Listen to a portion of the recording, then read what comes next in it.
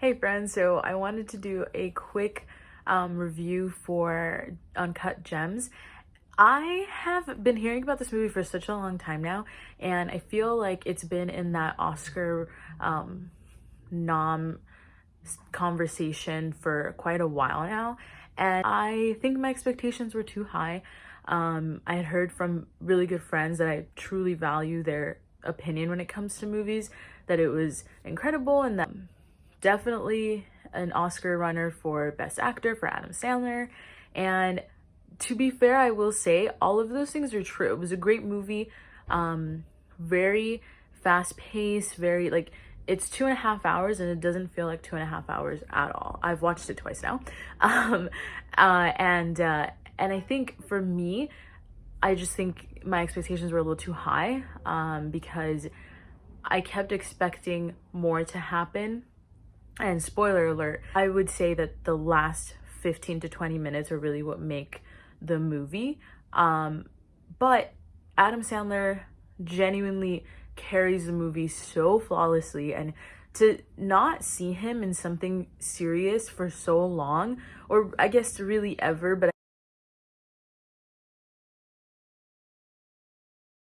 I do think he's had some serious moments. But to not see him do that and then all of a sudden see him taking on this role where he's this like sleazeball and he's, but even that's debatable. That's the one thing that I do absolutely love about the film is that you don't know who you're rooting for. You don't know what exactly you want to happen for the characters of this film, because the premise of the story is that he is a gambler. He bets on basketball games, and he also runs a jewelry shop. Now, those two things, he uses them to his advantage to constantly have a flow of money where he can bet on things. And it's really an interesting thing because there's so much business that happens that we don't obviously like know too much about. And even with him, we're thrown in the middle of this life that he's leading where he owes money to like a million different people, and they do a really good job of showing that urgency of he's always looking for his next big thing. He's always looking for what's gonna have the fastest and the biggest payoff, and you kind of go through different scenarios with him of where he is in trouble, gets out of that trouble, instantly gets into more trouble, and the financial burden just keeps on getting bigger and bigger and bigger. And while all of this is going on, his personal life is also in ruins. And it's just an interesting take on a protagonist in general.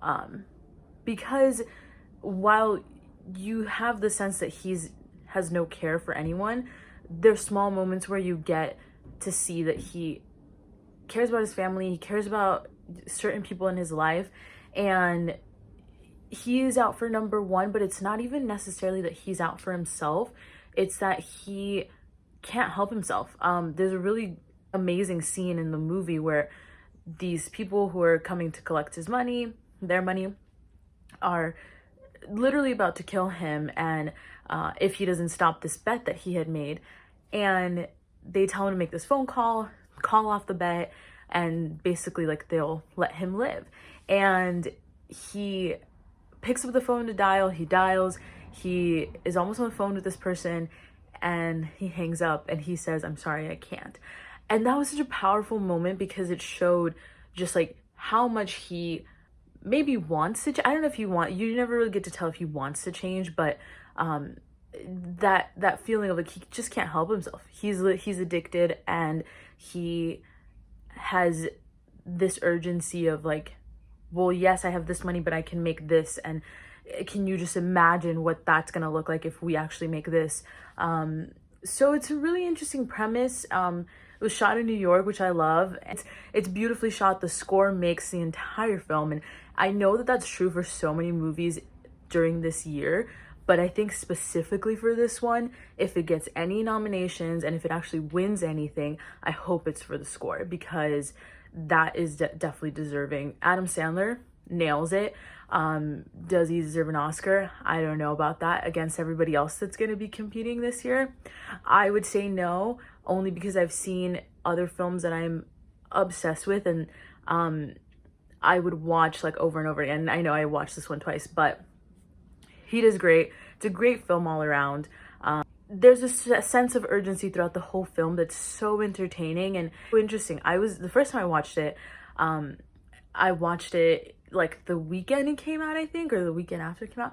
Anyway, there were so many older people that came to see it that were walking out. Like, there was like very specific points. Like, there's a group of people that left at like after like 45 minutes, kind of when you really get to start to see his character and the kind of person he is. And then we had people who were leaving at like an hour and a half into the movie, like halfway through.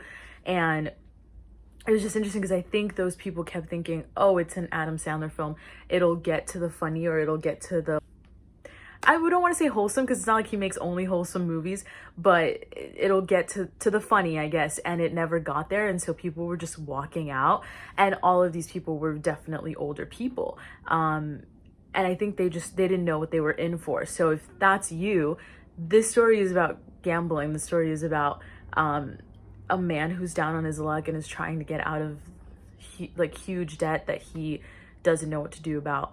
And in the process, he does very dirty things. Yeah, it's beautifully scored. Every single transition in this film, I will say, every single transition in this film was masterful and beautiful. So I have nothing but good things to say about it, except for the fact that I was expecting maybe a little bit more, which is my own fault. So I'd say definitely like a 9 out of 10.